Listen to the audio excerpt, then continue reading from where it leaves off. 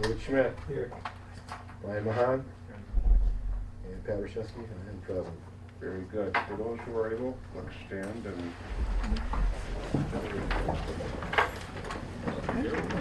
I pledge allegiance to the flag of the United States of America and to the republic for which it stands, one nation, under God, indivisible, with liberty and justice for all.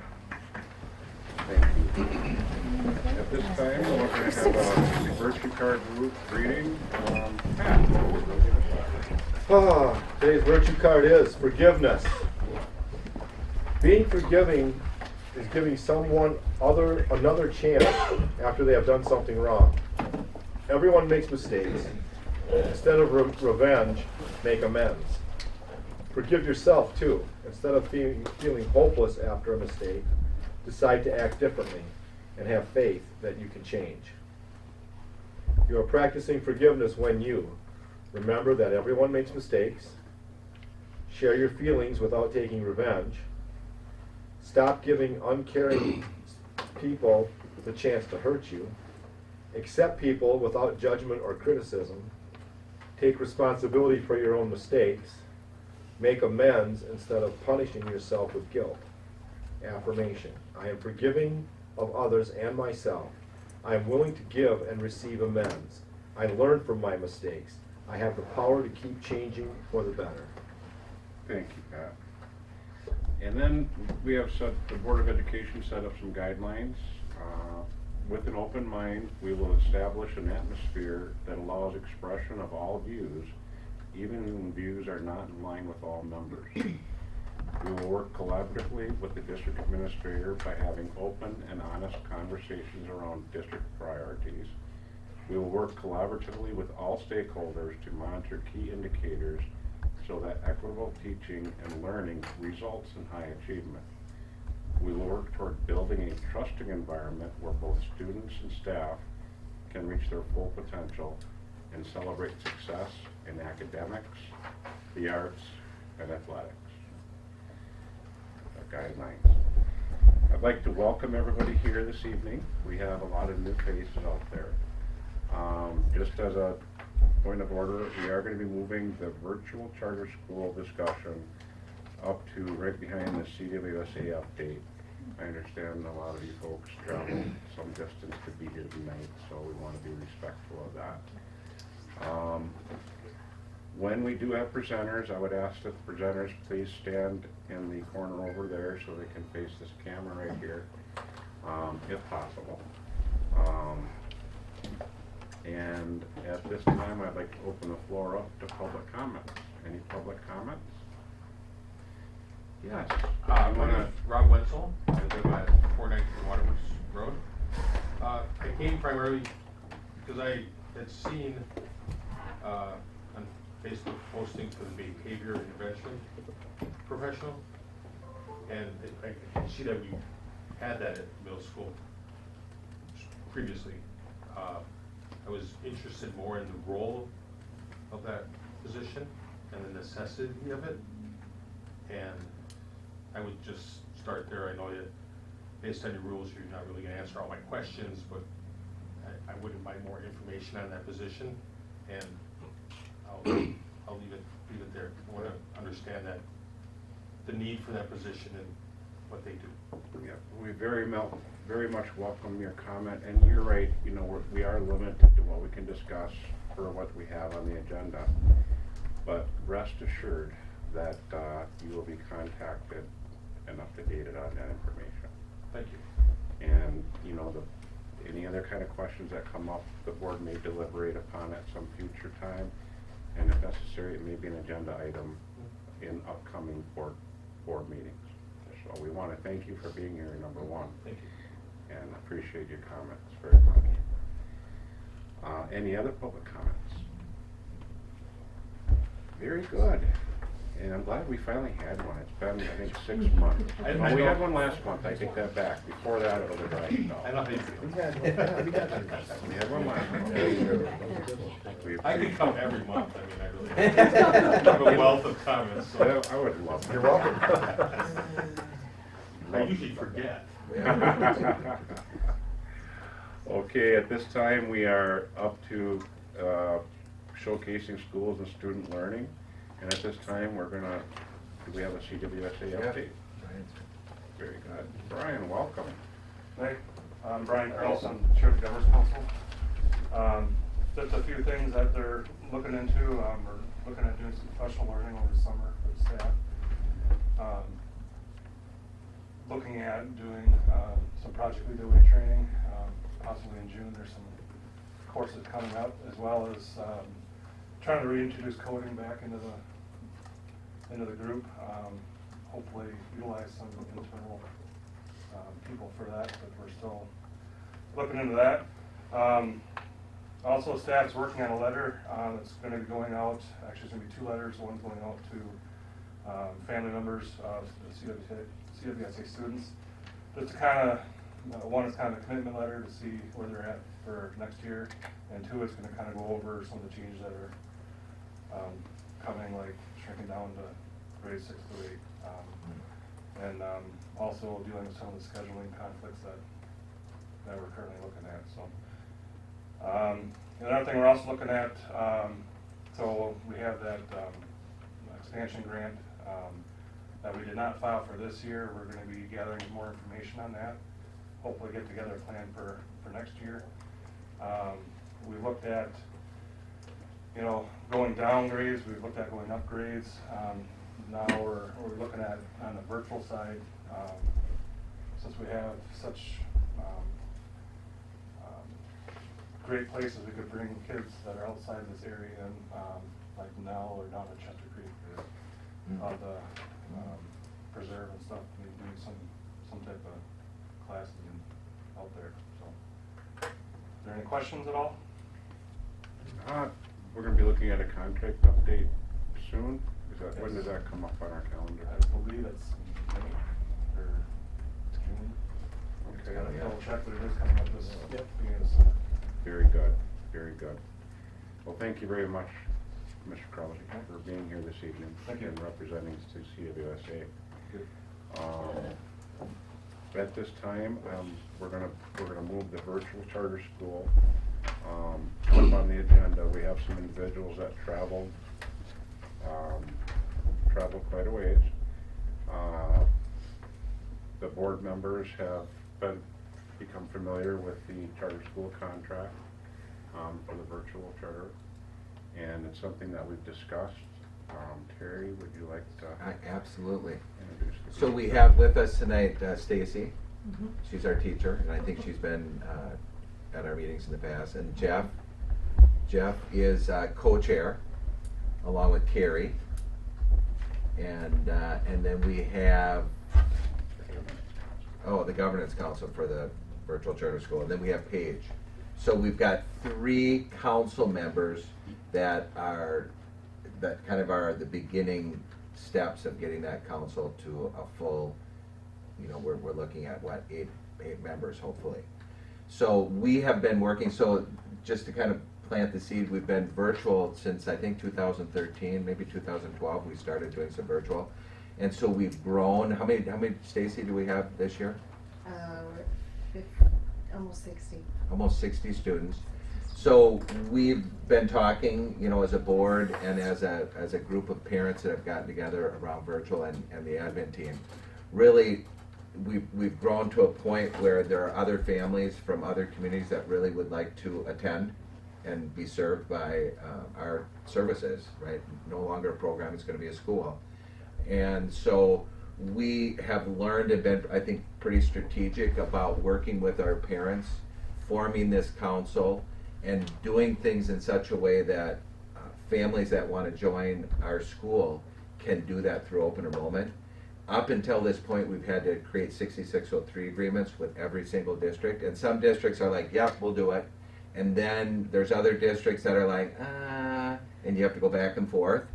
And then there's other districts that say, nope, we're not doing it. So this way, we've got families that if they want to attend our charter school, they can, it's as easy as filling out the open enrollment paperwork and then really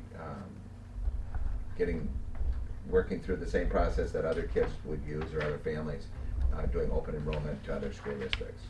So we've been working on the contract, so the contract is the really the first big step. And once we get the contract signed by the board and by our co-chairs, we'll send that down to the state. They'll probably look at it and call and ask questions, and then we'll get that approved.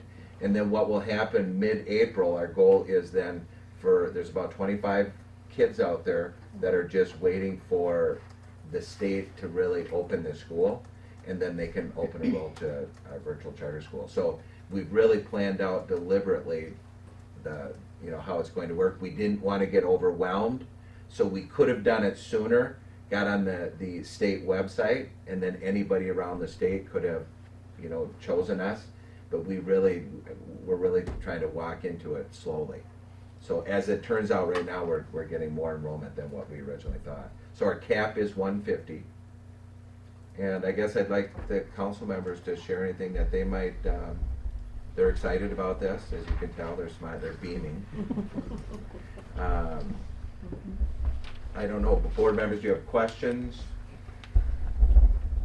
Council, anything that you want to share?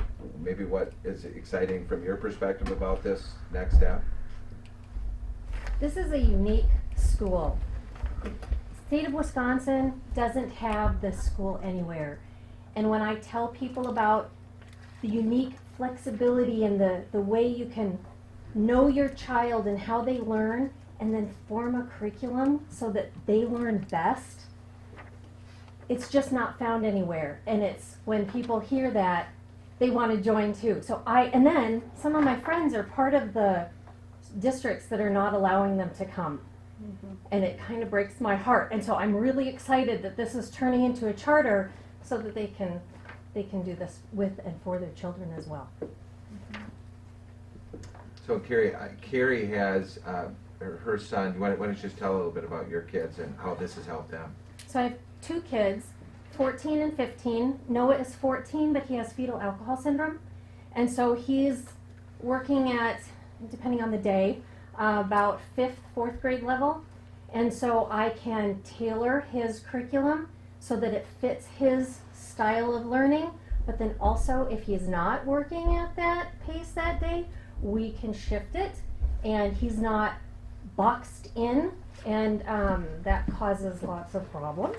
And then I have a 15-year-old who is beyond a genius, and I can't keep pace with him, and so I can go out and find college curriculum, and it's not just the academics. He is a fantastic saxophone player, and he does speed Rubik's cubing, and he's getting into the 15-second range. I mean, it's just really cool, and we can take time out to go to competitions because he can load up on his academics beforehand. So again, flexibility for not just time, but the curriculum and the arts and everything. I love this program.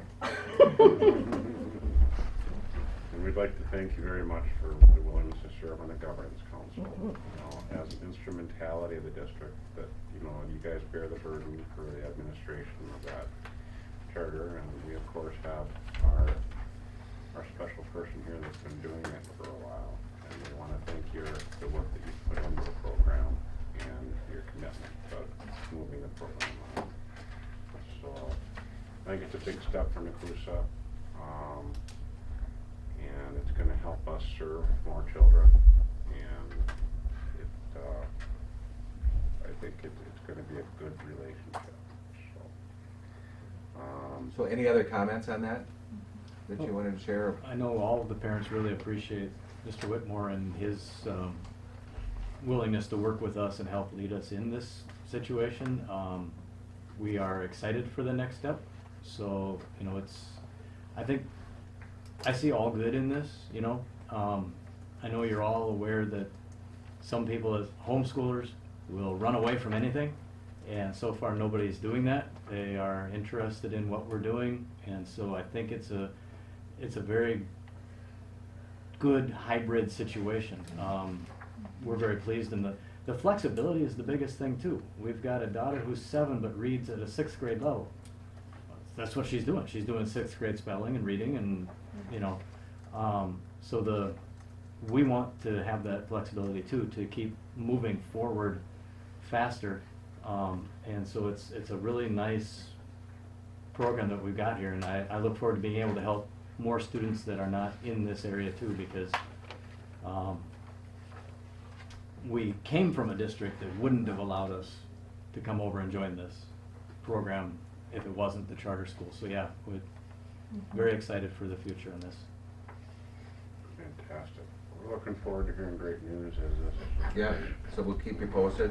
But this is a important first step, bringing it before the board and getting signatures. So before you guys leave tonight, I'm gonna pass this down. And maybe you can go out and sign it officially. Thank you. Any questions or any concerns before we move towards a motion to approve? At this time, I'd like to call for a motion to approve the virtual charter school contract as presented. So moved. Second. All in favor, please signify by saying aye. Aye. Aye. Opposed? Motion carried. Congratulations. Thank you. Thank you very much. Thank you guys for your work on this. Thank you. All that deserves their own.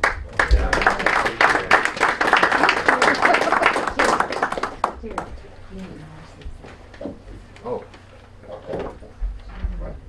Yeah. Stacy. I need to acknowledge the hard work that you put in on this. This has been huge. So Stacy has now, this has been her first year, just to remind people of doing really, not just teaching, but coordinating the virtual program. So without her help, we certainly would not have been able to do this. Along with Abby's been a big part of virtual too at the high school. So we've got several people. Yeah, who else am I missing? But we've had several people, and hopefully as this grows, as the admin team was just talking about it today, as our brick and mortar numbers go down, and we want to keep full-time staff here, there's going to be some opportunities to do virtual. So thank you, guys, again. Thank you. Thank you. Thank you, Lynn. Okay, we're going to, Could I request that R3 be moved up? Yes, I was going to say the same thing. Is that okay? R3 policies we can get. very good. Can I put a time limit on that?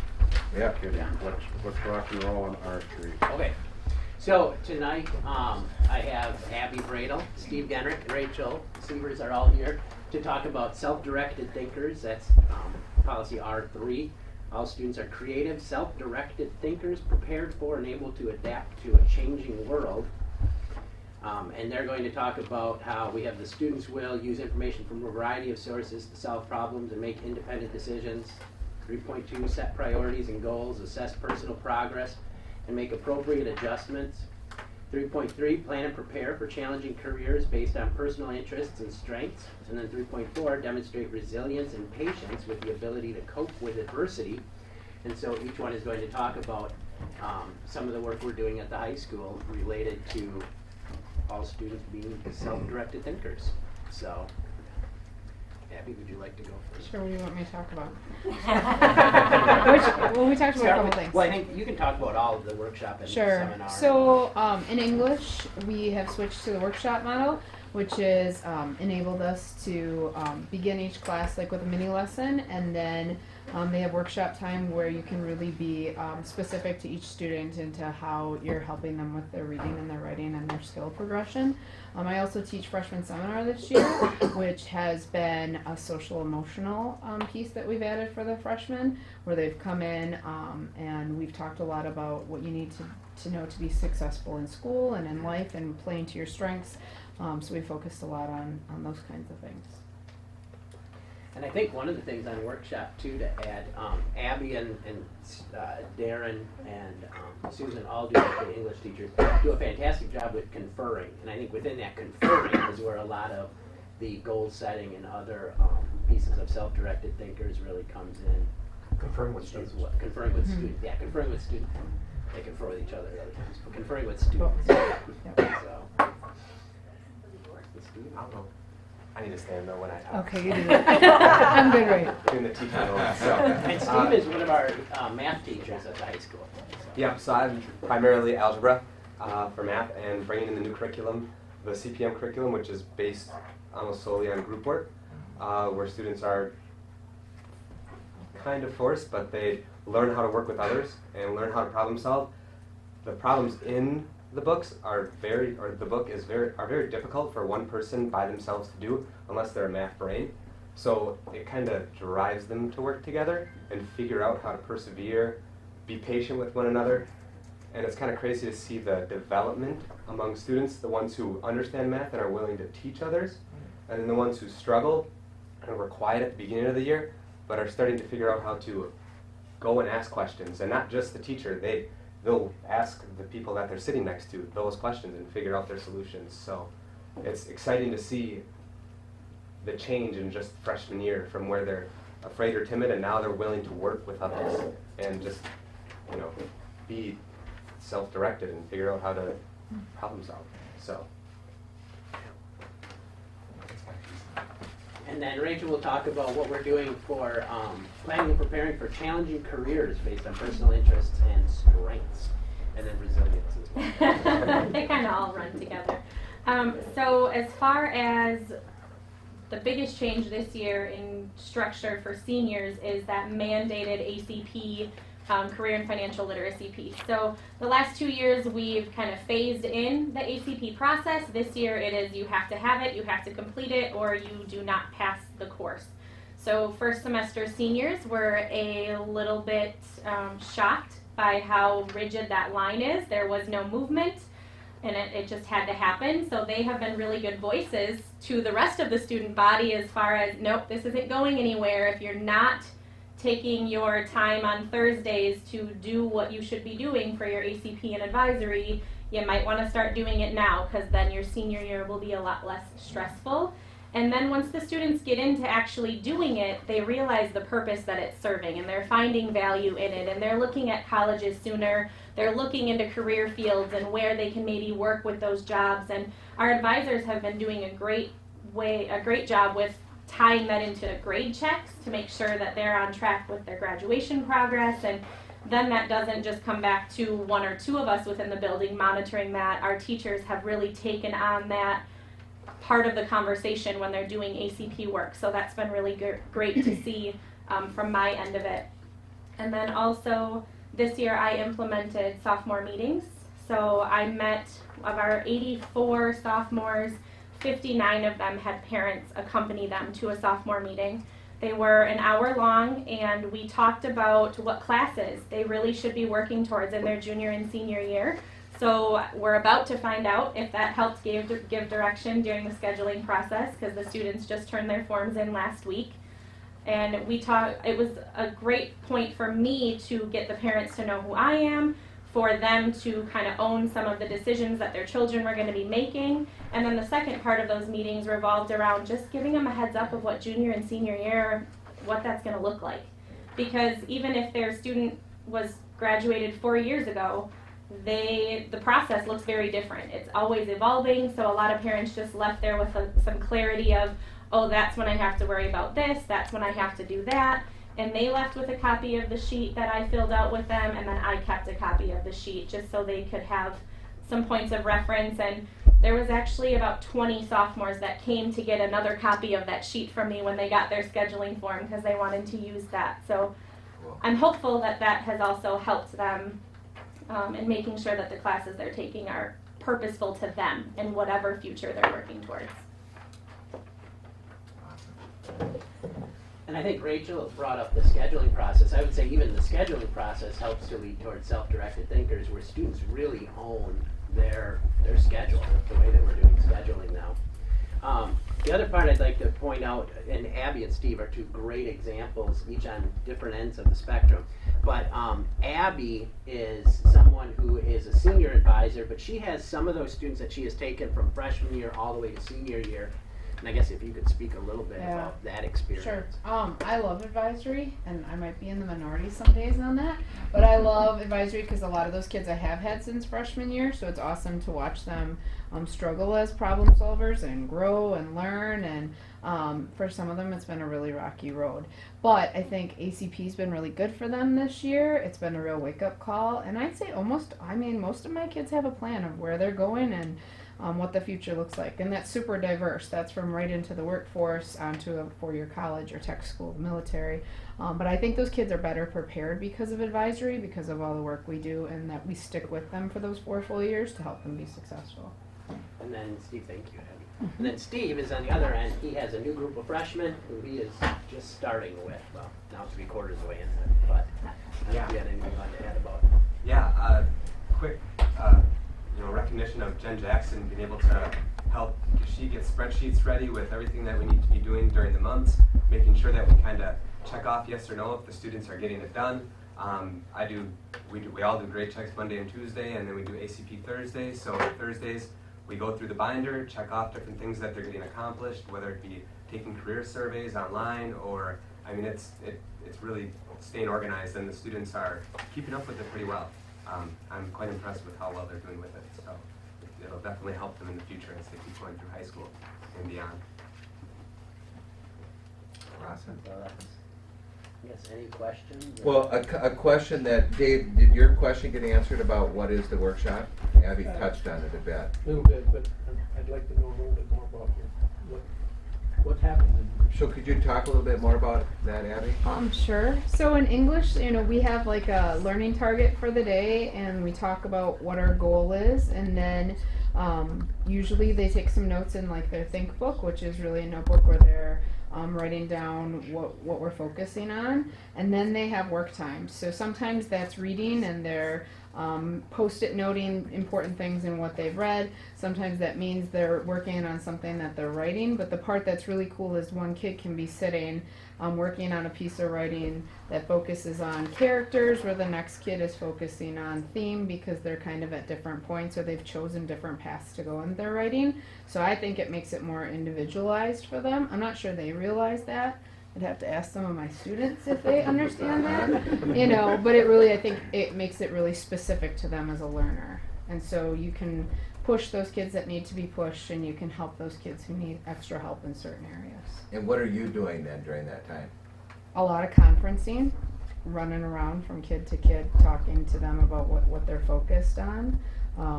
But sometimes they sit right next to me, and we talk about their writing. And sometimes those conferences are really fast, and they're a minute, and sometimes they're, hey, sit here for 3 or 4 minutes, and we're really going to be specific. Sometimes those are in groups too, so like if there are a couple of kids that need help with something, it might be talking to a whole pod of kids. Does that help you? Good. And the other question that came. Well, go I on, would I'm say sorry. too, not to invite people in on them, but I think any one of the English classrooms and Steve's class in math, Steve's the only one that's currently at the high school implementing CPM, although the other classrooms are using many of the strategies. But you'd be welcome to come in anytime and see it in action, if you will, because all the classrooms have a lot of really exciting things going on in them, and they're exciting to watch. They're a lot of fun to be in, and certainly Abby and Steve have done a tremendous amount of work to get where they are. With note that next year the sophomores will also be doing that. Next year, yep, sophomores, it will be geometry. So one other question that came up in my notes, what happens at the high school when a student is struggling to make progress and adjustments need to be made? And that was a board member question. I guess Megan, if you want. Well, in part, we're looking at our interventions. Currently, we do have GAR, which is a guided academic resource. We're looking at what will that look like next year. That would be one spot. Also, I think the workshop model provides a certain avenue for allowing for that assistance. Like Abby was saying, she can help the students who need help. And then Not all the classes are co-taught, but having a co-teacher available in some classes really helps to give extra support to students in need in those classrooms. And actually, Steve and Abby would be part of it as well. It hasn't gone as well as we would hope, but experimenting this year with a 3 to 4 o'clock staffed after-school tutoring / intervention would be another spot. Yeah, Like said, and I had Thursday nights. Track just started, and I'm a track coach, so that kind of has been Taken tough. you out But of it. yeah, taking me out of the equation for that. But me on Thursday nights, a lot of my freshman students took advantage of that all first semester. They would be coming in there. At some points in time, I would have 10, 12 students. And the English teacher, no one's really coming in for English, but all my freshmen are coming in for math. Actually, there were 8 kids down there tonight, and I had No, 2 that were mine. Contest going on. Sounds like a contest in the making. No, a lot of students have taken advantage of that, though. I think some teachers haven't seen it, but definitely on Thursdays, and I know that Yep. you've seen it tonight, that a lot of them do take advantage of that, so. I'd also say that we're really open to revision and revising, so every time I hand back an assignment to the students, I'll say to them, if you're not happy with the grade you earned, you can always work to better yourself. And sometimes if that kid has already got an A and they want a perfect score, or as close as perfect as they can get, and sometimes it's a kid who's really struggling and needs to, do better. I'd also say the freshman class this year is a really good class. They work really hard, I think, and they're really open to doing well, and I think they take advantage of opportunities that we offer them more than any other class I've seen for a while, I think. Well, thank you guys. This was really helpful around this policy. Thank you, Mr. Johnson. Now, the other schools, and Megan, yes. Abby, So, when was it? Last Tuesday did we talk? Last Thursday. So we met and we talked about the middle school and elementary school. Tuesday. So I don't know, does the board have any further questions around what was shared? This is the first year that under policy governance that we're taking a look at R3, and with the results policies R2 and R3, R1 for that matter, there's some overlap in these, and I think as we move forward, we're gonna see how it works out. But grade level proficiency is something that is something that just really sticks with me as something that should or would be immeasurable within one of these two, R2 or R3. But I'm not, I think that the modalities to get that done are in place. But that's, definitely something. And as far as, looking at this, this is really the first time we're looking at it, and a lot of these works are works that are in progress right now. A lot of good work, might I add. Last week, Tuesday, Mr. Sprain and Mr. Rogers showed a video. I got to see him on video. Yeah, and I didn't intend for that video to get, that was my first stab at it. And I was gonna maybe edit it a little bit, but that's okay. So We made it work. It worked. But we want to thank you for your work on this, and Thank you, Nathan, for Yep. taking the lead. yeah, Nathan really took the lead, and then he had to run off at the last minute to get to the band concert on time. Great band concert. Yeah, wish I could. So at this time, I think, this is a work in progress, but at this point, with any further questions, board members? Okay. Calling for a motion to approve the results policy R3, self-directed thinkers. So moved. All in favor, please say aye. Aye. Opposed? Motion carried. Thank you very much, and Thank you. thank those who have done the work and that came to the meeting tonight. We appreciate all your work, Abby. Thank you. Rachel, thank you. Yeah. Thank you for being here.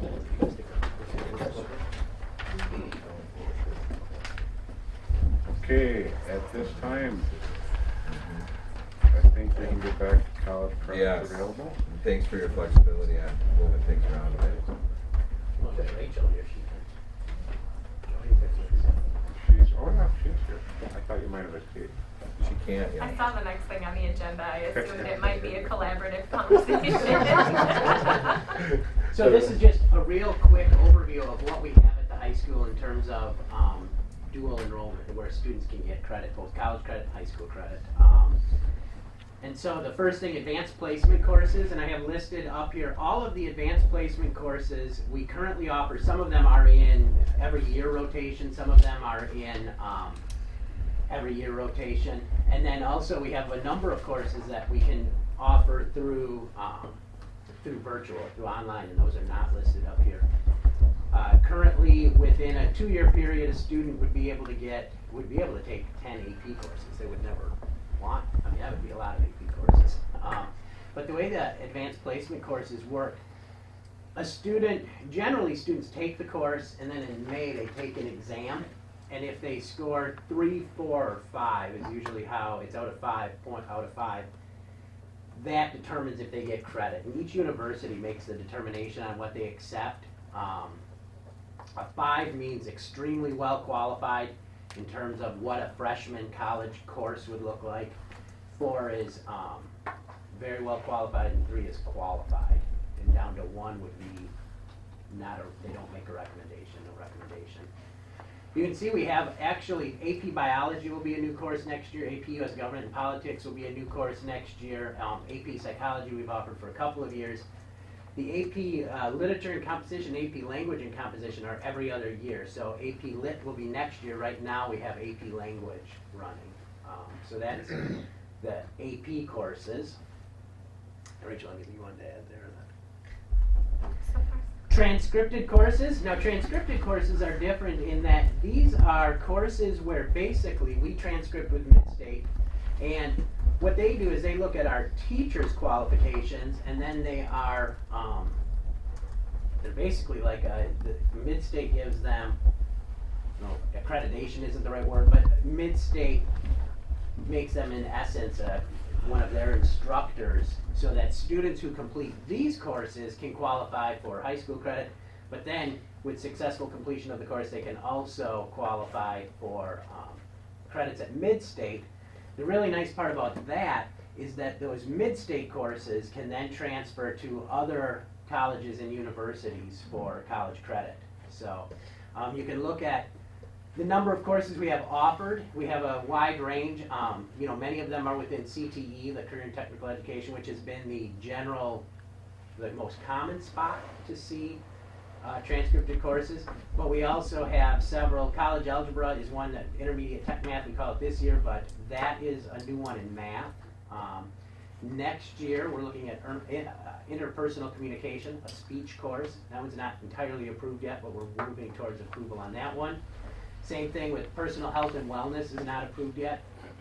Nursing assistant and healthy aging are other courses that are not approved yet, but we're moving towards approval on those ones for transcripted. It's a robust selection. I'll just jump in and say, so if a student takes child development and they're going to a 4-year university looking for a human development family studies degree, they'll count that as an elective credit at the 4-year university. They just won't count it towards their degree credits where they have to have so many within that area. So it can still work for them, just not as directly as it would as if you were going into early childhood at Midstate. So it still serves a purpose, it's just a different purpose.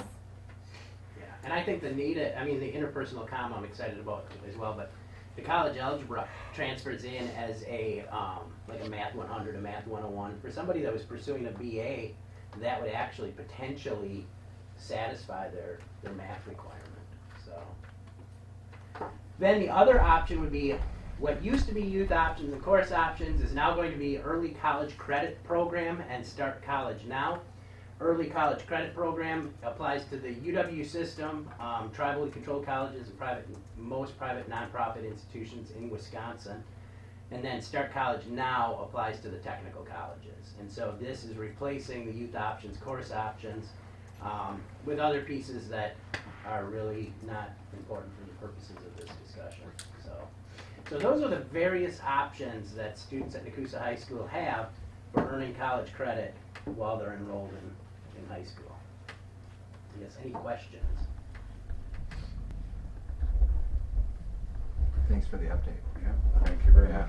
Good info. Thank you. And Mr. Grill, student services update. Hi. Sorry, I'll Good say to I was see you. over at Title VI, so, the quick updates I just wanted to give you with things going on in our nation and things. I worked with our new school psychologist, Joseph Ames. In the district newsletter coming out, we are putting some tips and things and resources in for parents on how to talk to your child at various ages as violent situations, how to have those hard talks with your children and what you can do. Because I think a lot of times, parents don't know how to have those conversations. It's hard to have those conversations with your children. So we're really working on building those resources for families. So that's going to be coming in the new district newsletter coming out this quarter, as well as we're creating an article because you guys learned a lot about multi-tiered system of supports last month.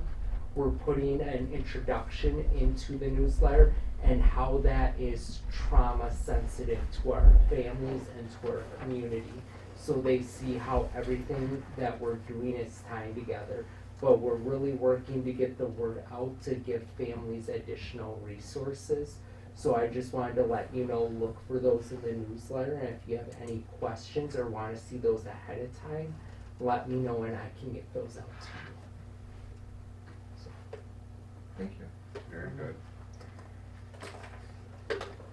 And at this time, we have a business services update from Ms. Yes. Knight. I'm going to be passing around a document from Safeway, and the reason I'm passing this around is because in May, I'm going to be coming to the board with a renewal of our Safeway contract.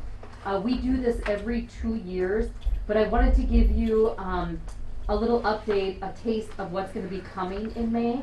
We are currently working on the contract, revising some language and making it a bit cleaner. There was some suggestions that I made to Tracy and she agreed with all of them.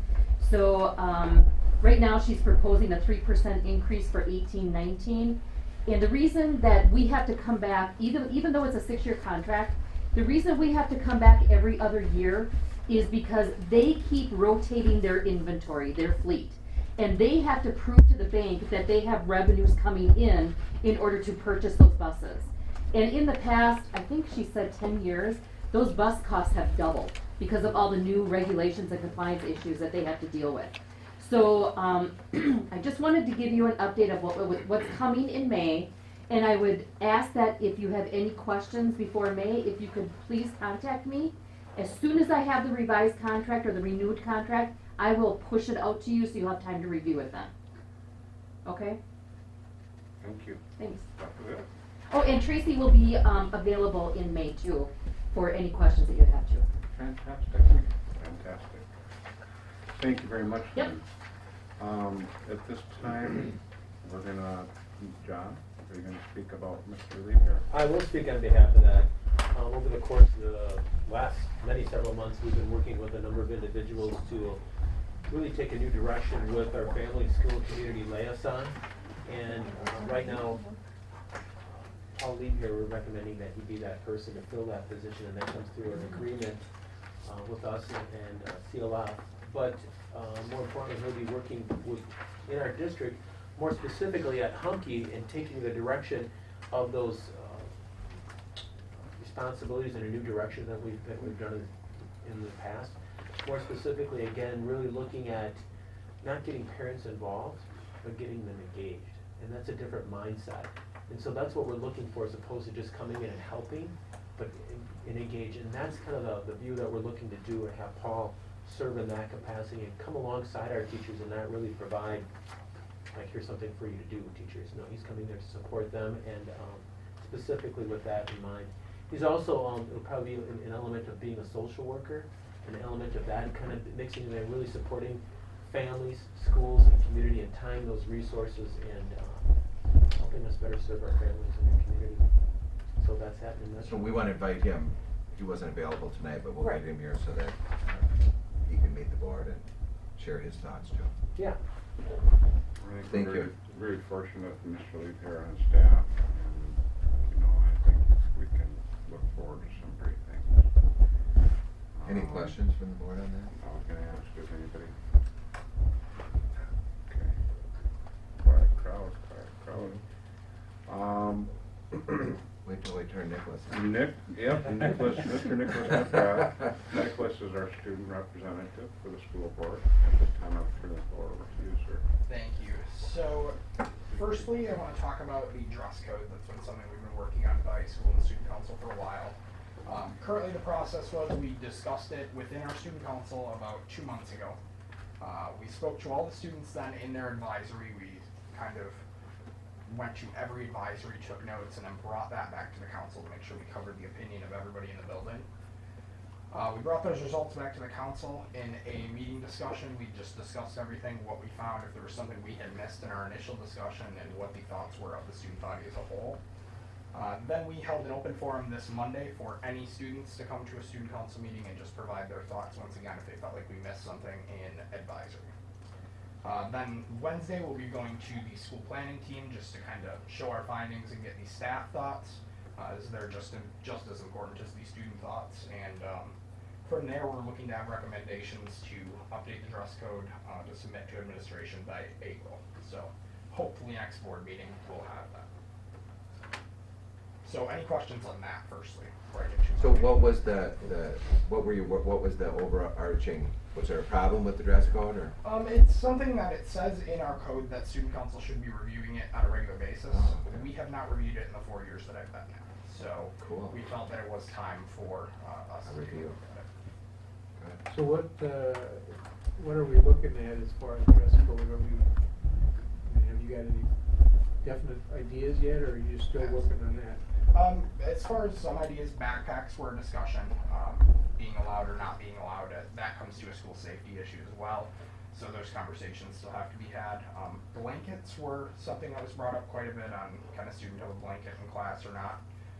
And then some of the things just in our code, we don't cover hoods. It's not covered directly in our codes. So just making sure we clean things up like that. Go ahead. So we're not talking about a uniform or anything? No.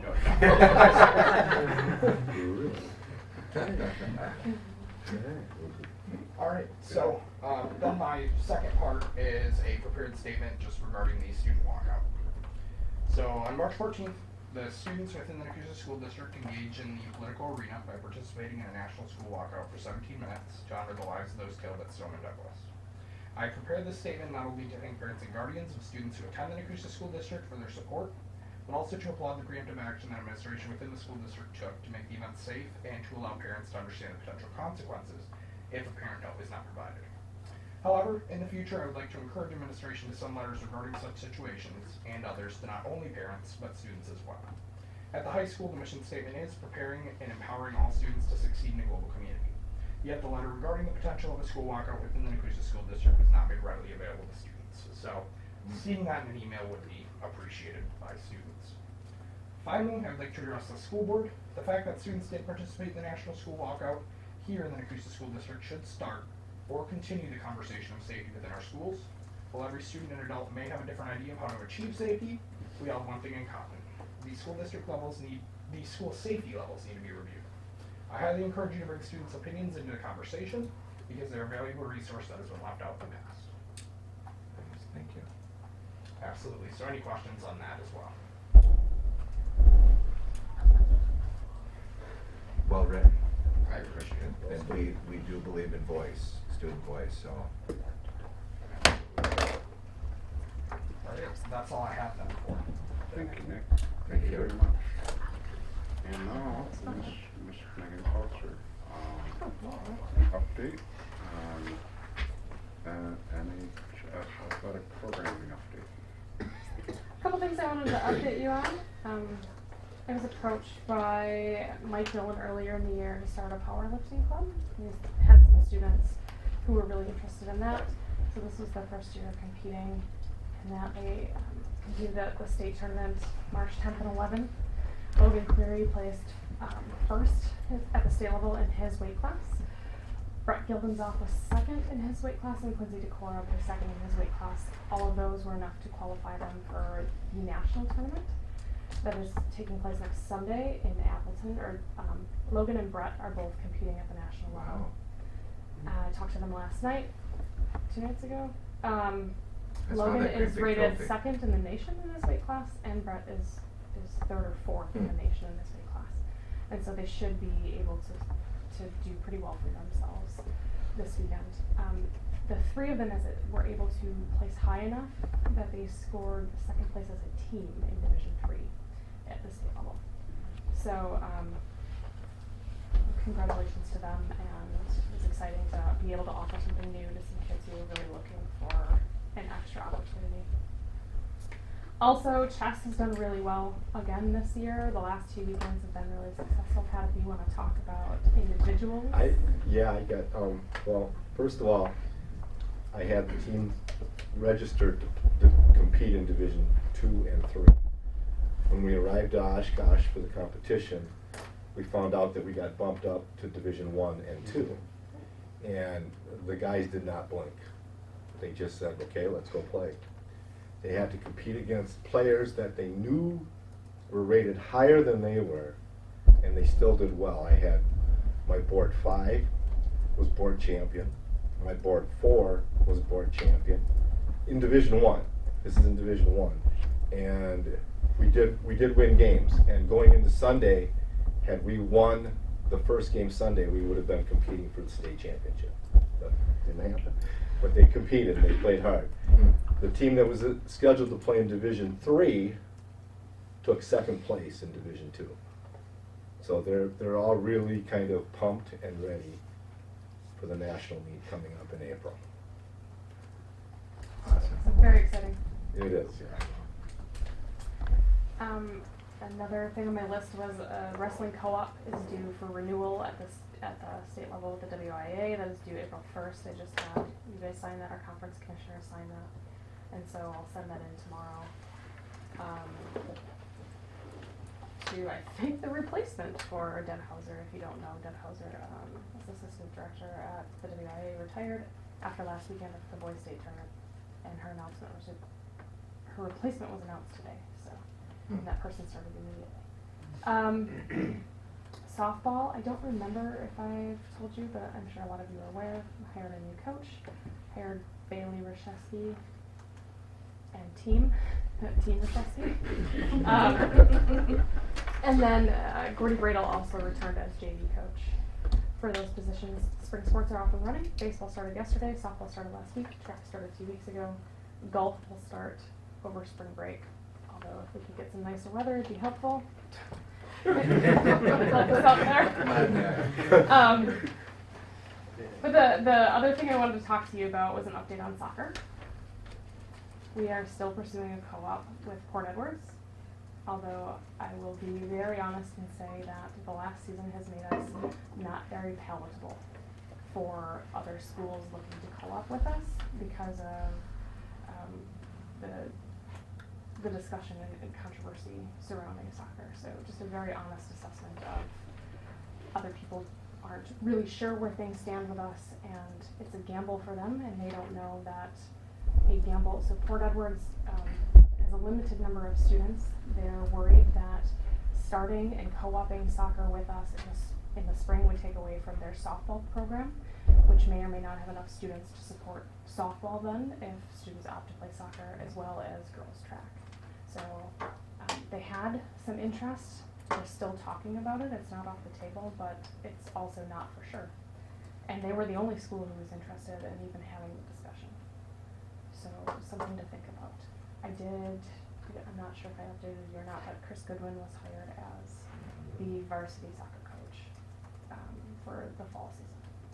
Megan, would you talk a little bit about where we would be if we did have separate soccer seasons with numbers? Could you just talk a little bit about that? We do not have enough to support a girls soccer team in the spring. There's not enough numbers that are currently in the high school and not enough numbers coming up. We struggle with numbers in soccer in general. Last year, the middle school had to reach down to grade 5 in order to support enough students for a soccer team in 4 grade levels. Same at the high school. Our numbers are healthy at the high school, but the numbers coming up don't necessarily have the same level of support. And so Chris Goodwin and I have, he's talked to me at length about developing a youth soccer program within the community, so Some more most feeder. kids, most kids end up going to rec soccer if they play soccer. Trying to start something a little bit more homegrown, and so we kind of have a better pulse on it. I will also say that if I go to search right now, let's say we could put together a spring soccer season. If I went to search to play schools, we'd be playing largely Division I schools. A few schools in our conference have girls soccer teams, but several years ago we had tried the club route and it fell apart. And schools right now are leery to even put us on their schedule in boys soccer because they're afraid that we won't be able to support a program, and so they don't want to play us. It takes up a spot on their schedule almost a year ahead of time. I make those schedules usually before the end of a current season for the next year, and so they're worried about not finding a game then, that it creates a gap in their schedule. So those are just some things that we're up against as we continue to try to provide the best opportunity for our kids. And the deadline for The co-oping deadline is- for co-oping for spring soccer is, I want to say it's June 1st or June 2nd. So it immediately follows this season that we're done with. So wrestling just finished. Their renewal is April 2nd. Spring is June 2nd. It's actually on my renewal form here for wrestling. So we will make that decision final, yes or no, in May. Do we anticipate having problems getting a schedule of teams to play for the spring season? It wouldn't be, potentially, it would be hard to fill out a full schedule, although that's 22, 24, 26, somewhere in there. They allow games. The same thing with baseball and softball. We do not put together a full schedule because otherwise we are playing 5 and 6 days a week, and spring is really unpredictable. So also there's a severe shortage of soccer officials in the state, although everybody faces that. That's not a challenge unique to us. So we get really good ones out of But Rapids we're and moving Wayne. forward with scheduling the co-ed soccer. The fall soccer season, it has been scheduled. Okay. We added, as a conference, we added Black River Falls and Cooley Christian to make a soccer-only conference because Wisconsin Dells, while they refused to play us last year, they are playing us next year, but they're not part of our conference for that because they are part of the Capital North. Good. Also, so you are aware, the state did pass a football-only conference realignment for the 2019 season. That is how we are moving forward, though it is being challenged. We have our WIA annual meeting next month at the end of April. It will be a topic of discussion. It could fall apart well before that season happens. That actually keeps the South Central Conference together and adds 2 teams, Gale, Ettrick, Trempealeau, and Black River Falls, to our football conference, which means that we only then schedule 1 non-conference game and we no longer play the Capital North. So as a conference, we're gonna, if that allows us to move forward, we're gonna drop, hopefully if the WIA lets us, drop all Capital North crossover games. So those are the games that we play: Portage, Poinette, Lodi, Marshall, schools that are down near Madison, that we are mandated to play in baseball, softball, boys basketball, girls basketball, and something we don't offer. I think hockey might be in there, but we don't have it. So we're looking to drop that. Also, the SEC, 3 schools have officially approached other conferences about joining. So it's up in the air. But if people question you about that, it is a topic of discussion about moving some schools out. Well, thanks for the update. Any questions about anything I talked about? I have a question, Megan, just, I've been approached a couple times about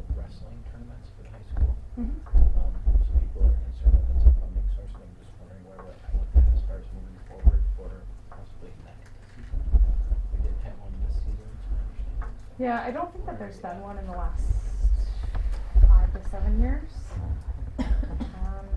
We have a date picked out and we are open to it. Denny Mullins has contacted, I want to say like 40 different places about the possibility. It's difficult for people to commit because I've already scheduled all of next wrestling season, and so to say now that, hey, this weekend is open, everybody probably has a full schedule, doesn't mean that we can't drop contracts, but that happens all the time. We're open to hosting it if we get enough interest. Last year, searched for that interest, and one school agreed to come, and then they dropped it. So they got a new a new wrestling coach who didn't have a connection to this area that the previous one did, and said that they didn't want to travel from Fenimore to compete on a Saturday morning. So we're But open it is to it. shaping up better, isn't it? With the interest for next year? There's always, so the breakdown is usually between the coaches and the ADs of other schools, of if coaches are always interested in other opportunities, and then pulling the trigger is where that usually. So we'll keep in the loop on that. If that would happen, it would be the third weekend of January that we would host. We have the Yeah. facility, we have the ability to do so, just finding You the willing to schools work? that come. I'll write you down for concessions. The only other thought that I have is, you know, in the last couple of years, we've had some really low numbers for feedback, like say, correct term, coach evaluation. We have low That's numbers. not the correct term. The sports survey to parents. is Sports that what you're survey, talking about? yeah. Yes. That's what I meant to say. And Numbers are up, but they're still very low. very good. And I think. I used Parent Square this year. So everybody had been added to a group to allow the NAA to sign people up for concession stands, and I used that same group then to send out specifics. So it didn't just go out through email or social media. It was direct to every parent on that list. It just would be good, you know, I know last year it seemed, well, maybe it was in the spring, it just seemed like it was disappointing, the numbers that came back, you know. So it'd be neat to see that, it'd be good to see that participation rate go up. But thank you very much for all that information. Any other questions from anybody? Pat? No? Thank you very much. Thank you. And Nicholas, you're back up. Yes. Storm ready.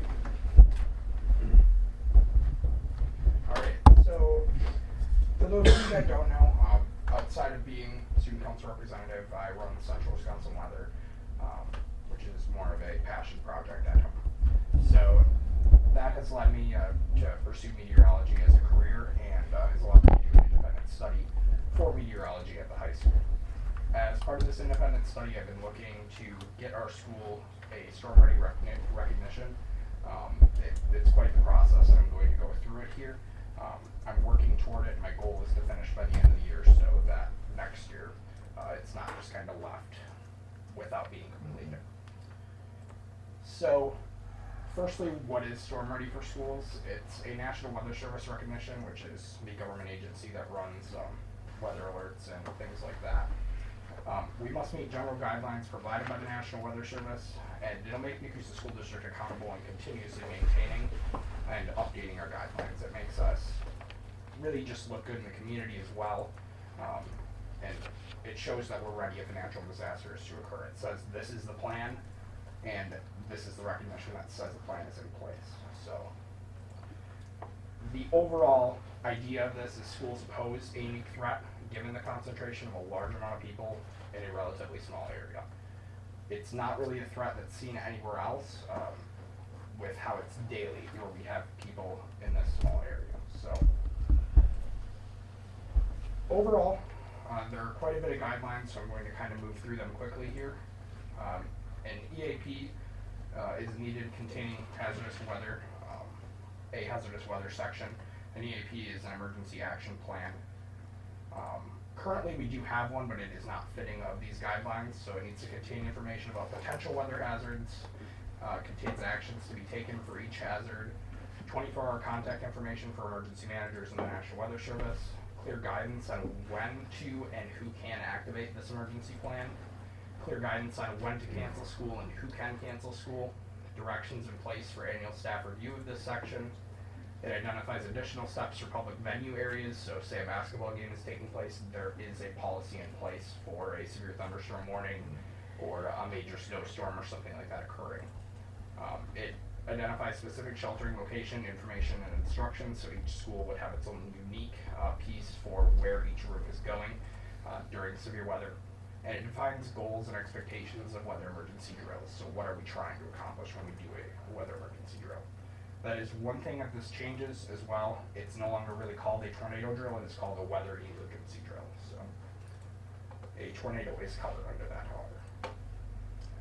Communication guidelines, no weather radios are needed in admin areas. We have that already. 2 additional means of warning reception, so cell phone, TV, sirens, things along those lines.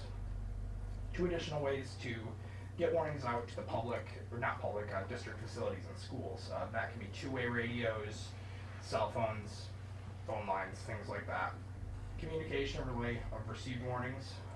Again, pre-scripted weather announcements of the PA, so everything is thorough through all the schools. The ability to relay weather hazards to bus drivers, which is one that I can see being a little bit more difficult because we have a separate bus company. The identification of weather emergency shelter locations and designation of a weather watcher during significant weather events. Severe weather awareness training is something that's going to be needed during in-service. That can take place over the summer. When Mr. Johnson and I talked, maybe something for summer school teachers as well, just because this is something that's going to happen more often in summer school than during the school year. Staff attending a spotter training, we do have some staff going, mainly administration, on April 2nd at EWSP. It is free to attend for anyone. Weather safety campaigns conducted. This can easily be done through social media.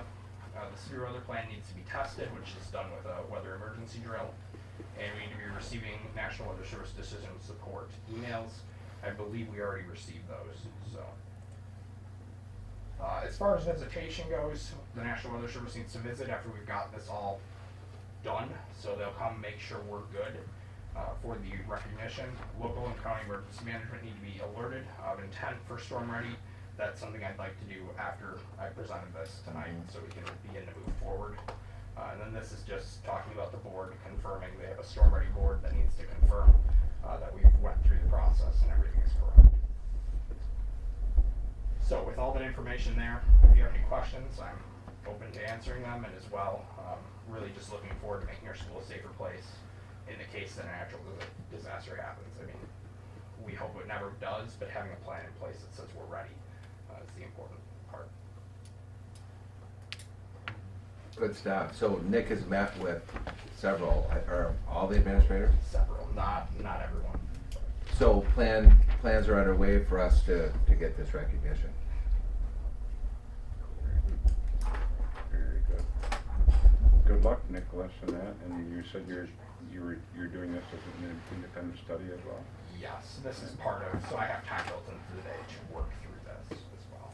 Very good. Very good. I wish you well and look forward to more information on this. So thank you. Actually, a great addition to your career pathway choice. Absolutely. Yeah.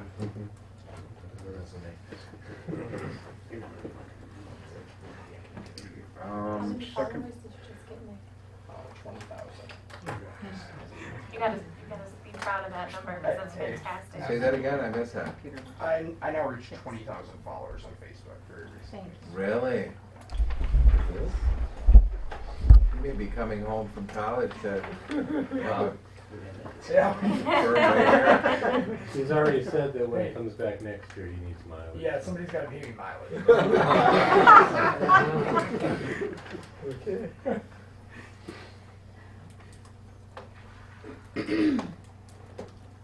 Second Friday count, Miss Lynn.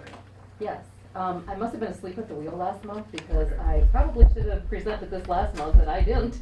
So, every year the school district is required to report to DPI 2 counts. It's the third Friday in September and the second Friday in January. The third Friday in September is the most important count because it dictates, it actually flows to the revenue limit worksheet, which dictates how much revenue we can raise in property taxes and state aid. The second Friday count is mainly used for the state aid calculation. So it's important, but not as important as the third Friday. So I'm just gonna go through some comparisons and explain the tables as I go through them. The first table, and I hope you can see that, I'm gonna make it a little bit larger here.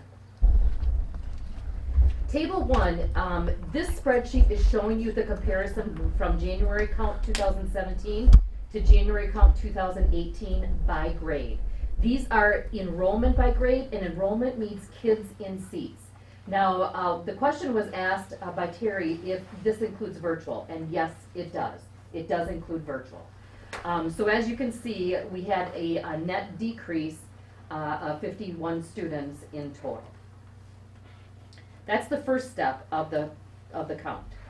The second step, you go over to table 2 and you take the enrollment and you convert it to membership.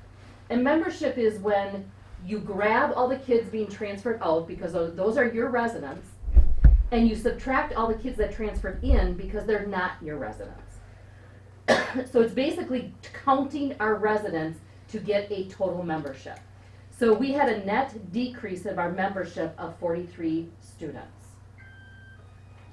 We then go down to table 3, which converts that membership into FTEs.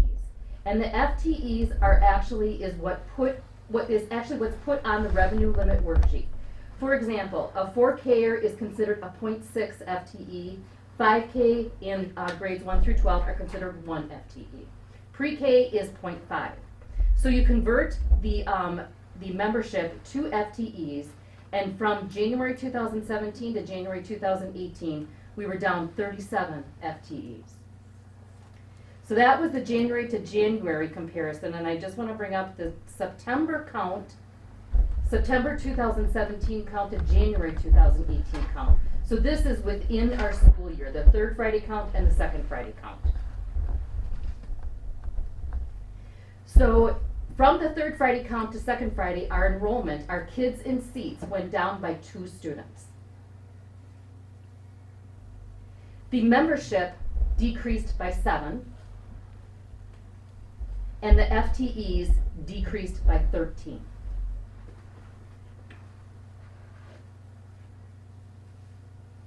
So as you can see, our enrollment is continuing to decline. We also have to report on summer school. In summer school 2016 to summer school 2017, the students, we gained 19. Unfortunately, we have to count minutes in order to gain FTEs. Even though the increase in students, we do not have an increase in FTEs because we didn't have any more minutes. So every 4 years, we are required to have an audit by the Department of Public Instruction. And this year we did get selected for an audit. They are coming on April 9th and 10th. And they will be auditing the third Friday count, the second Friday count, and the September 2017 count. And they will verify all the numbers that I have just shown you. If they have a finding, they will let me know, and then we will be forced to change our count, which will in fact change our revenue limit and our state aid. So it was just an update. Thank you. Thank you, Lynn. Thank you very much. Technical Excellence Scholarship, Mr. Keith Johnson. Yep, so it is that time of the year. The Technical Excellence Scholarship is, this is awarded to a student who has demonstrated excellence in CTE, in the Career Technical Education. This year, the recommendation is to award that to Mr. Max Meadow, who has taken quite darn near every CTE course we offer. Really?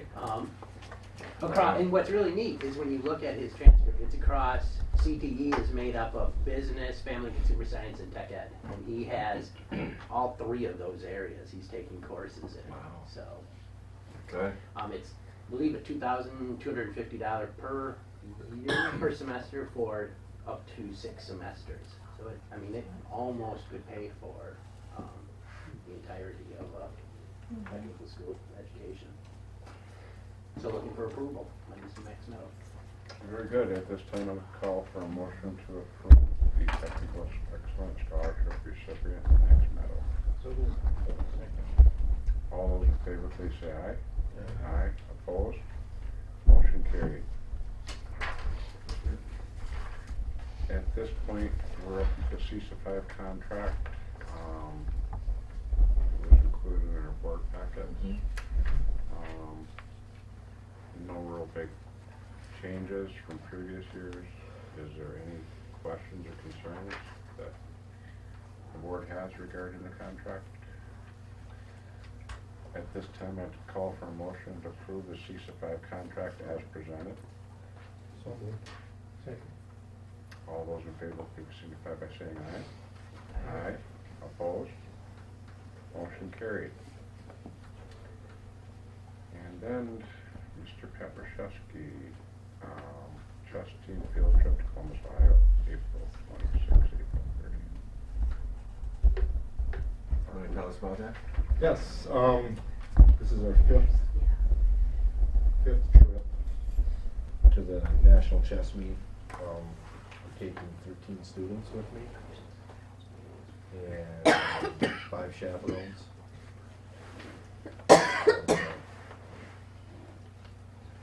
The competition will be being held at the Hyatt Regency Conference Center in Columbus, Ohio this year. We'll be taking 2 school vans to transport the students in, and my personal vehicle to transport to the chaperones in. So they'll be going over that for liability purposes. And yeah, it's a cool meet. There, we expect about 4,500 to 5,000 students from all over the country competing. And the guys are stoked. They're ready to play. So. Good, thank you. Thanks for representing us again. And at this time, I'd like to call for a motion to approve the chess team field trip to Columbus, Ohio, from April 25th through April 30th. So moved. All those in favor signify by saying aye. Aye. Aye. Opposed? Motion carried. Pat, are you having a fundraiser? Oh, yes. Oh, needs money. Gosh. Thursday night is date night. This is what you can do. From 4 to 8, you can travel up to Plover, go to Pizza Ranch, and enjoy a nice buffet dinner. And then this is the kill. This is the coup de grace right here. You can take your spouse to Fleet Farm for a shopping trip. That's it. That's icing on the Hey, I'd be all in for that. So what, tell us about the Pizza Ranch. The Pizza Ranch fundraiser works like this. We get 10% of the proceeds from 4 to 8, and any tips that are up. Is that anyone who is there, or do you Anyone. have to say that you're... Anyone. Okay. Anybody that shows up. I mean, So what do you get for it? How? 10% of their Really? take, and any tips that are up. And all we do is bust the tables. And Ian's gonna be there with smiles on his face. Well, look at that smile. Oh, So yeah, it's a cool fundraiser. Yeah. So Okay. any other clubs, and yeah, I think you can do it twice a year. Now, Pizza Ranch is great. It is good. They're really open to help. They're Let us know how packed much all you the make. time. I will. And what about the Fleet Farm? There's nothing there. That's just bonus. That's just a bonus. That's to get the I know house. it. That's right. That's what I do. So there's no certificate or anything you have to bring with you to have it Nope. count, just Nope. anyone who eats there. during Anyone that who eats there, time. anybody off the street that comes in. That's awesome, because a lot of the places in Rapids that other clubs have worked with, you have to have, Yes, this is why we're coming. No, that's wonderful. And the tips. and the tips. All right. Good. All right. Thank you, Pat. At this time, I'd like to move to the school safety discussion. We had a member of the public bring up some issues in the public comment period last month. And of course, with the developments as of late, School safety is definitely a priority. Very pleased tonight to have Mr. Josh Colo, Brian Grill, and Chief Sean Woods present. And as I said last month, you know, we're very lucky to have Officer Colo as our liaison officer with our district. And they're going to provide us a little update. So I'm going to turn the floor Can I over just to get Ed. it started? So after last month, when Scott was here, I did follow up with him. And then I know Josh had also met with him and his wife before they left. And so I had done a follow-up. We've been talking as an admin team with Mike Cumm's absence now with our safety plan. Brian has agreed to pick up the district's end of that safety plan. And then really Josh is kind of the glue that is holding it together from, you know, his time working with Mike. So I'm just gonna let them talk a little bit about some of the conversations they've been having. And then also, I guess, probably include Josh coming to the admin team last week and where we're at with that. Do you want to start or me? Well, I can start. Okay. That's fine. I'll get this over with. Yep. Do it all for you. No, me and Brian are starting to meet whenever we can to discuss any changes that need to be had to the crisis plan, because Nick's on us about the weather plan in there, how it's old and they don't call it tornadoes anymore and all this lingo. But you know, try to update it what we can. We talked about recently getting the committee together that would involve, you know, the concerned parents that are out there that are contacting me and coming to the board meetings to discuss their concerns and what level we can get help on them. As far as safety for the schools, I've been at a couple board meetings here where we talked about different barricade options we have for the doors. I am currently trying to put some plans together, walked around with each administrator except for Mr. Rogers, which we'll be doing over spring break because he wanted it quiet.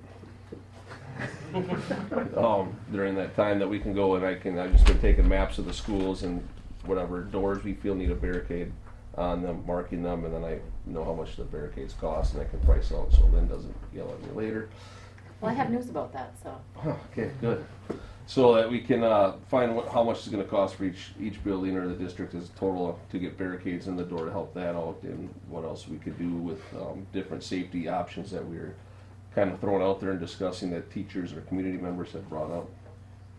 And just continue to work in training everybody in ALICE, which is our alert, lockdown, inform, counter, evacuate plan for crisis situations that we've been doing for 2 years now.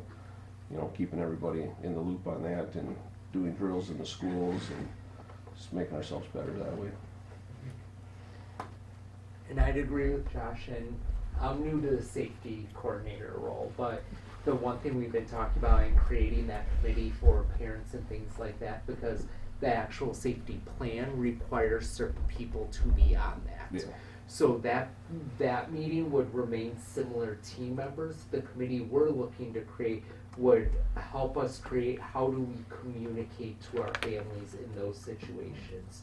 Because it outlines what we have to do as a school to keep everyone safe, but the plan doesn't outline the communication piece, and that's what we're looking to create. So that way parents can know what will be communicated, how it will be communicated, so there's not questions on that end. So that's the work we're looking to do with that committee.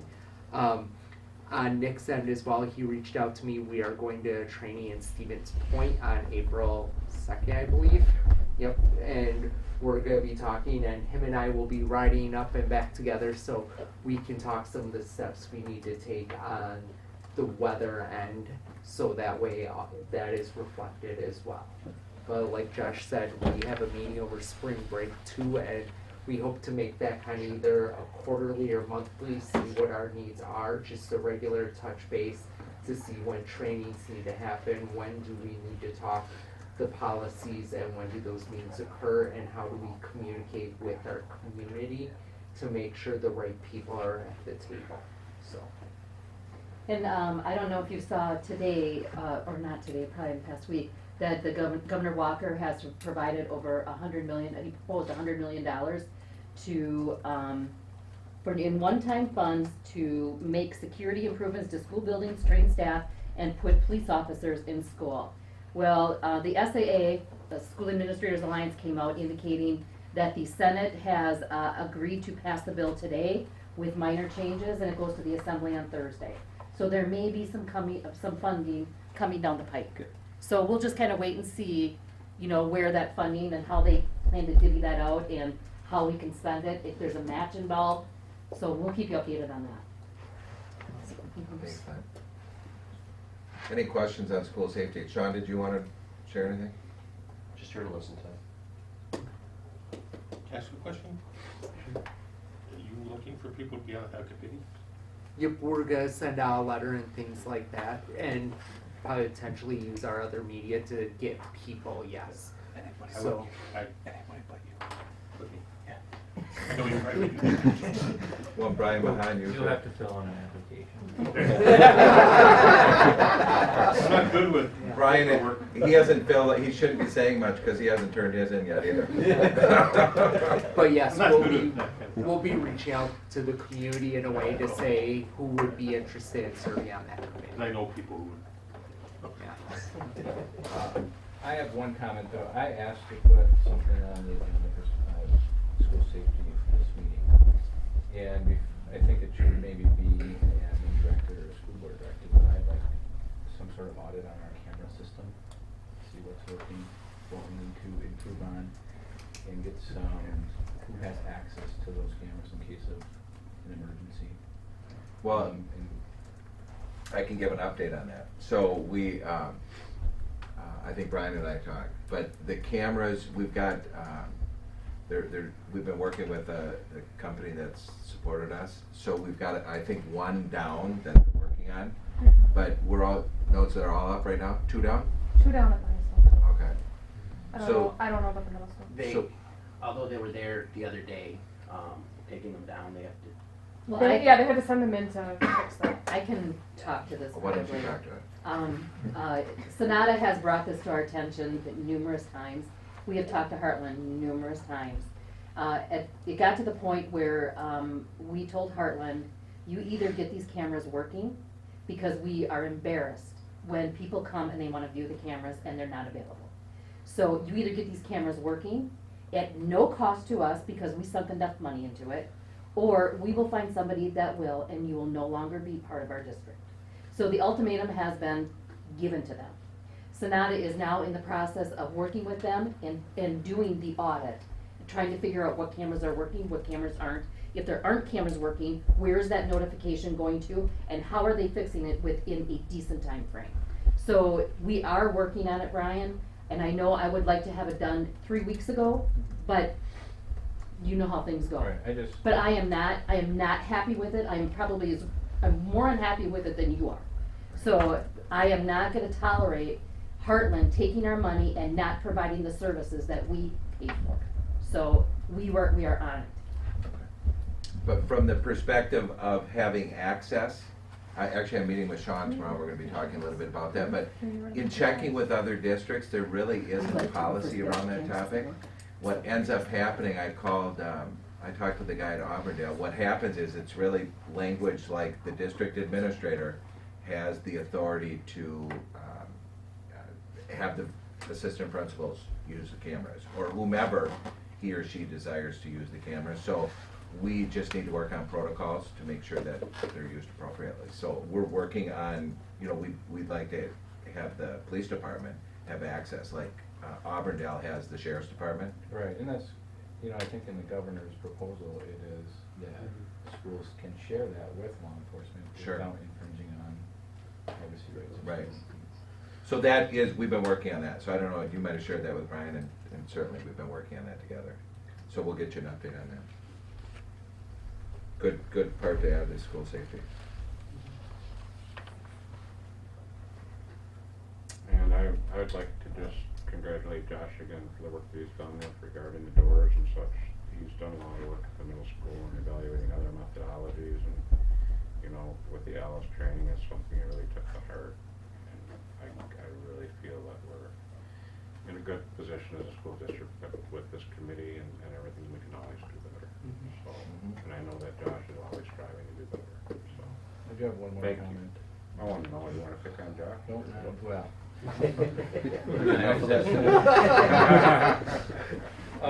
I did get approached a couple times about some parents not overly happy about our Humke dismissals, and I'm not sure. Sure. I don't know if you You know, know one more of- about that, but. Yeah, you know, would you like- I can comment. Yeah, I don't, I've heard about it, but You know, yeah, you know, we're always, you know, being mindful of, one of the things that Josh and I talked about is like, hey Josh, you just do some digging around, because sometimes you're just swimming it all the time, you don't notice things. So I asked him to come in with a fresh set of eyes, look at it and see what he notices about day-to-day routines, about dismissal. And I also sent him a note to this morning, hey, why don't you look at arrival too? And then, then he's gonna meet with our school planning team in April and say, this is what I'm seeing, you know, what thing, and then from that, we'll do an analysis and take action on what we need to do. So that's our plan. Yeah, I remedy, I just. You got it to the right Somebody person. voiced a concern, so I'm bringing it up. That's yeah, all. so you got it to the right person, thank you. Josh will fix it. Good discussion. I very much appreciate everyone's passion on this subject, and, you know, it's certainly one of the highest priorities we have as a district, so. Any further comments, questions, suggestions? Josh, anything, we're good? No, I think we're good. I mean, it's a work in progress, like it always is every year, trying to maintain safety, and, you know, any time that you're talking about safety, there's gonna be somebody that thinks how to beat it, and then we gotta fix it, so. Keep up the good work, and thank you guys for the update and the discussion. We, as a board, we're getting close there, and I'm gonna talk about this meetings at the end here. Okay. Policy governance, GP 11, board member violations. The policy was sent out to the board members. There was no responses with regards to any, can I make it back? You want me to read it? Yes, please. All right, the policy statement for GP 11, board member violations, is the board and its members are committed to faithful compliance with the provisions of the board's policies. In the event of a member's willful and/or continuing violation of policy, any board member may seek remedy by notifying the board president of violations. The board president shall, if deemed appropriate, hold a private conversation between the president and the offending member. If deemed appropriate, moderate a discussion between the full board and the offending member. If deemed appropriate, call for a motion of public censure of the offending member. Thank you very much. There were no violations found. I'd like to call for a motion to approve policy governance GP 11 board member violation. Second. We have a first and a second. All those in favor, please signify by saying aye. Opposed? Motion passed. Okay, then we have the consent agenda. Anybody want to speak on the retirements? Sure. Mary Benbow has announced her retirement. She is someone who, boy, the number of students that she has impacted over the years is innumerable. I mean, it's just too many to count. She is somebody, in fact, today I had a call from a woman who graduated about probably 28 years ago, 30 years ago. And she is in Wyoming. She heard about the position being posted. She's looking to come back to the area, and part of what was her drive was to have the opportunity to teach with Mrs. Benbow. Then she found out it was Mrs. Benbow's position. Really? So she What was a story. disappointed, but she still is looking at possibly applying for the position. But I mean, that's the impact that Mary has had on many adults at this point, but certainly students throughout the last, Is it 30 years? 37. Is that what you 37? Yeah. Wow. That is So- amazing. But yeah, and then on staff as well. I mean, she is somebody who we, you know, we won't be able to replace somebody of that, what she brings to students and staff. I mean, that's just, you don't find many people like that, so that is with. And Ms. Yeah. Rogers, we wish Mary the very, very best. Absolutely, she's very, very excited. Thanks, Mary. Give her a round of applause. Mary.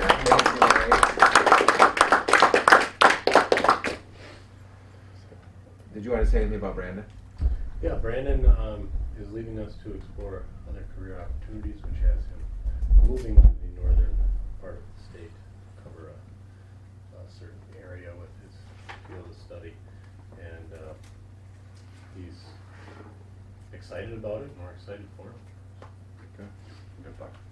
Thank you, guys. And then with donations, backpack for kids, $445, Sacred Heart Collections, $45, Bethlehem Lutheran, United Church of Christ, $100, Anonymous, $210. Thank you very much for those donations. It goes to such a worthy cause. Thank you so much. At this point, I'd like to call for a motion to approve the consent agenda as presented. So moved. Second. All in favor, signify by saying aye. Aye. Aye, opposed? Motion carried. Okay, future meetings and agenda items. We are going to need to schedule 2 meetings for district administrator review, or schedule 2 dates. And this is something that I think, is it okay, Diana, if you just put a couple dates out there and see if the board, if it works for the board? Is that okay with you guys? Mm-hmm. Any vacations or anything you want to avoid right now? I will be out of town from 4th of April till the 16th. Okay, very good. Good, and if Diana, we'll just work on that and try to get 2 dates. Okay. And then we would like to also move the next scheduled board meeting that's scheduled for the, currently scheduled for the 17th. We'd like to move that back a week. Is To that the 10th. correct? Back to the 10th. For the month of April, we'd like to have a regular board meeting on April 10th. Is that something that will work? If I'm on the board, I won't be here.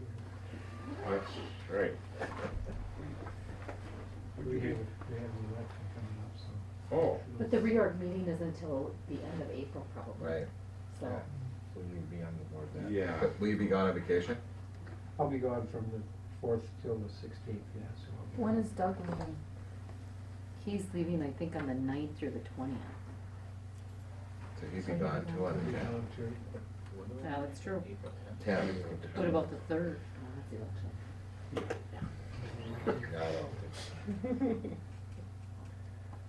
Okay. So the reorganization meeting is scheduled for the. It's not It's in scheduled May. yet, it's usually at the end of April though. Or So beginning of fourth? Or May. Yeah. Or May, Mhm. okay, And you leave on the 4th? yeah. Doug is gone. Yeah. We could do it, we have a quorum, but it doesn't, Brian, it's Brian and Beth. I'm open as far as. What do we do at the 10th? Is that okay, Dave? Yeah. What we'll do is. I can be on the phone. too. Oh, okay, yeah. That'll work out good. Sure.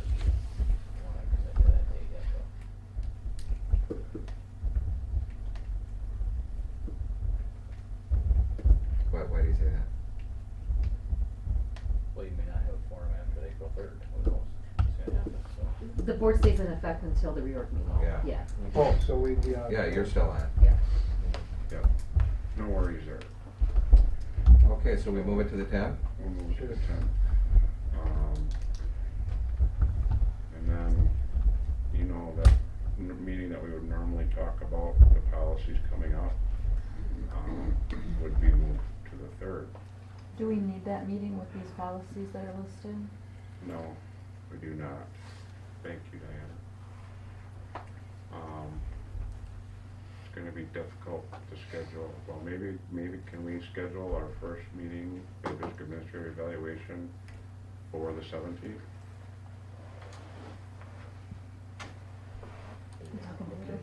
Okay, Yeah. I'll be very here. good.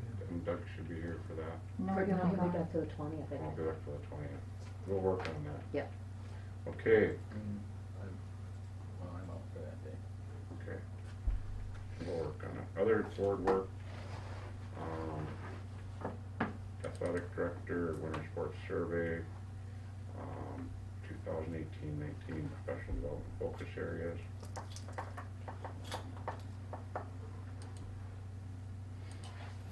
That's it.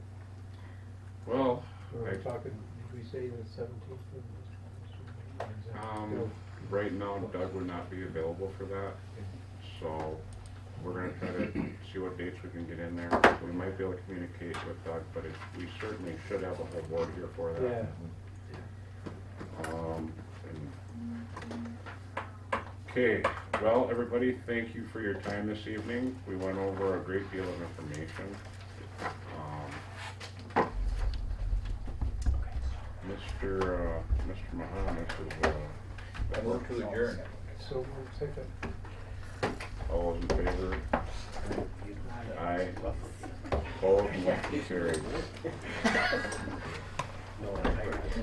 Count on you for that one, Brian. That's the one. That's how many, that's just a lie if you're alive.